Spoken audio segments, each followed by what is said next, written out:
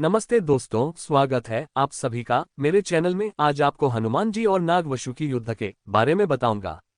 आप सभी को हमारा ये वीडियो कैसा लगा हमें कमेंट्स में जरूर बताएं। दोस्तों, मेरे चैनल को लाइक और सब्सक्राइब करना न भूलें। क्यों हुआ हनुमान जी और नाग वशुकी युद्ध? हनुमान वानर योनि के होकर भी मनुष्य की भांति अपनी बौद्धिक मानसिक क्षमताओं का विकास करने में सफल रहे और अपनी लगन, श्रद्धा, कर्मठता, सज्जनता, ब्रह्मचर्य, साहस, वीरता, सेवा आदि सद्गुणों से देवताओं की भांति पूजित हुए। हमें उनसे प्रेरणा लेनी चाहिए। हनुमान जी भक्तों के हित के लिए सतत संकल्पित हैं। भक्त जिस हाल में भी उनको पुकारता है वे उसके संकटों को दूर करने में लग जाते हैं। भक्त की एक भाव भरी पुकार से भी वे उसकी आराधना को स्वीकार कर लेते हैं। हनुमान जी के जीवन की सबसे बड़ी विशेषता निरंकारिता थी, जिसका आशय है कि वो तो इतने ताकतवर थे कि वो सूरज तक को खा गए थे। वो सब कुछ कर सकते थे मगर कभी भी उन्होंने अहंकार नहीं किया। इसका प्रत्यक्ष प्रमाण है कि जब उन्होंने सहस्त्र योजन समुद्र को पार करके सीता जी का पता लगा लिया, लंका दहन कर दिया और मां सीता की अंगूठी लाकर अपने प्रभु राम को सीता जी के विषय में अवगत कराया, और फिर अभी श्री राम जी के पूछने पर वो बार बार यही कहते रहे कि ये तो मैंने नहीं किया, ये तो सब आपने किया है प्रभु, ये सब आपकी कृपा है, इसमें मेरा कोई योगदान नहीं है। हम सभी को हनुमान जी से ये सीख लेनी चाहिए कि अपने अंदर के अहंभाव को जला दें और हमेशा विनम्र होकर रहना सीखें।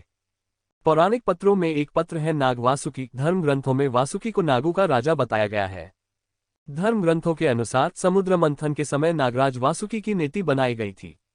त्रिपुरदाह के समय वासुकी शिव धनुष की डोर बने थे। दोस्तों, क्या आपको पता है, रामायण काल में एक वक्त ऐसा भी आया था जब नाग वासुकी और हनुमान जी के बीच भयंकर युद्ध छिड़ गया था। आखिर कौन विजयी हुआ इस युद्ध में?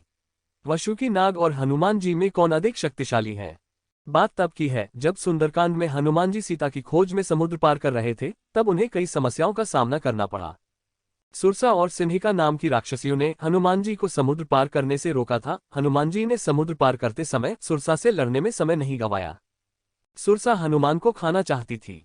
उस समय हनुमान जी ने अपनी चतुराई से पहले अपने शरीर का आकार बढ़ाया और अचानक छोटा रूप कर लिया। छोटा रूप करने के बाद हनुमान जी सुरसा के मुंह में प्रवेश करके वापस बाहर आ गए। हनुमान जी की इस चतुराई से सुरसा प्रसन्न हो गई और रास्ता छोड़ दिया।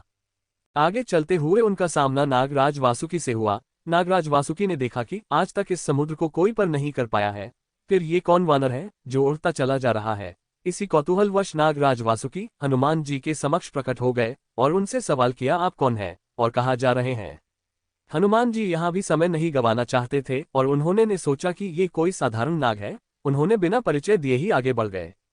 नागराज वासुकी को क्रोध आ गया। उन्होंने हनुमान जी को अपने पुंछ में बांध लिया। हनुमान जी समझ गए ये कोई साधारण नाग नहीं है। हनुमान जी ने अपनी शक्ति दिखाई और किसी तरह नागराज वासुकी के बंधन से खुद को मुक्त किया।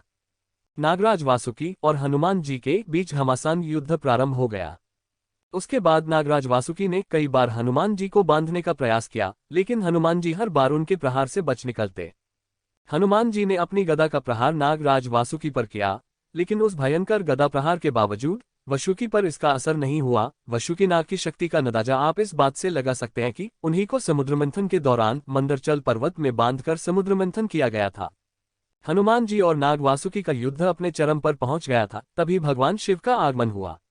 नाग वासुकी पर भगवान शिव की असीम कृपा है और हनुमान जी भगवान शिव के अंशअवतार हैं। इसीलिए दोनों के इस युद्ध को रोकने के लिए भगवान शिव स्वयं उपस्थित हुए। तब जाकर हनुमान जी को और नागराज वासुकी को एक दूसरे के विषय में ज्ञात हुआ। नागराज वासुकी ने हनुमान जी से माफी मांगी और उनका रास्ता छोड़ दिया। हनुमान जी अपने गंतव्य की ओर आगे बढ़े। दोस्तों, हम फिर मिलेंगे नई कहानी के साथ। दोस्तों, आज का ये वीडियो आप सभी को कैसा लगा मुझे कमेंट्स में जरूर बताएं और साथ ही साथ मेरे चैनल को लाइक और सब्सक्राइब करना न भूलें। Thank you friends.